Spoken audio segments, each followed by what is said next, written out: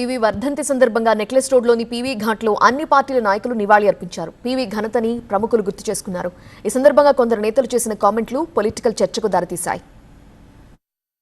దేశ రాజకీయాల్లో పీవీది చెరగని ముద్ర. ఆర్థిక సంస్కరణలు తీసుకొచ్చిన గొప్ప వ్యక్తి ఆయన.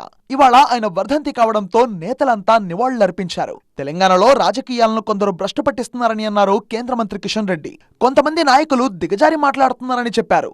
రాజకీయాల్లో హుందాగా ఉండాలని, పీవీని స్ఫూర్తిగా తీసుకుని సమస్యలపై మాట్లాడాలన్నారు కిషన్ రెడ్డి. రాజకీయాలంటే మరి దిగజారి మాట్లాడుతున్నటువంటి పరిస్థితి ఉన్నది. మరి పివి నరసింహారావు గారు ఏ ఒక్కరోజు కూడా మరి రాజకీయాలు నైతిక విలువలకే ప్రాధాన్యత ఇచ్చాడు తప్ప దిగజారి మాట్లాడలేదు. ఆ రకంగా ఈ రాజకీయ నాయకులు, తెలంగాణలో ఉన్నటువంటి రాజకీయ పార్టీలు కూడా వారిని ఆదర్శంగా తీసుకోవాల్సినటువంటి అవసరం ఉంది. పివి నరసింహారావును కాంగ్రెస్ అవమానించిందన్నారు తెలంగాణ బీజేపీ అధ్యక్షుడు రామచంద్రరావు. మరి పివి నరసింహారావు గారు ఆ రోజు ఢిల్లీలో కూడా అక్కడ వారికి అంత్య సంస్కారం చేయనీయకుండా ఇక్కడ హైదరాబాద్ తీసుకొని వచ్చి ఇక్కడ కూడా సరైనటువంటి పద్ధతిలో ప్రోటోకాల్ ఇవ్వకుండా ఆ రోజు జరిగిన సంఘటన అందరికీ తెలుసు. మరి ఈ రోజు కూడా కాంగ్రెస్ పార్టీ అదే రకంగా ప్రవర్తిస్తుంది.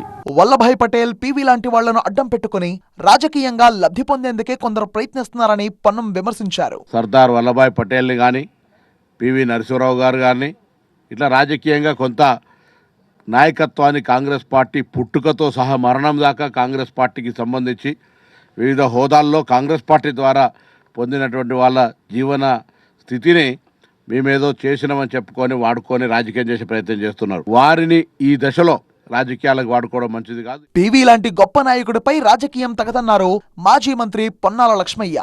వారికి నివాళులు అర్పించడం ఒక ధర్మ కర్తవ్యంగా భావించాల్సిన అవసరం ఉంటుందని భావిస్తున్నాం. ఈ ధర్మ కర్తవ్యాన్ని రాజకీయాలకు అతీతంగా చూడాల్సిన అవసరం ఉందని. ఇంతకీ పీవీ చుట్టూ రాజకీయం చేస్తుందెవరో, ఆయన్ను ఓన్ చేసుకునే ప్రయత్నం చేస్తున్నదెవరు?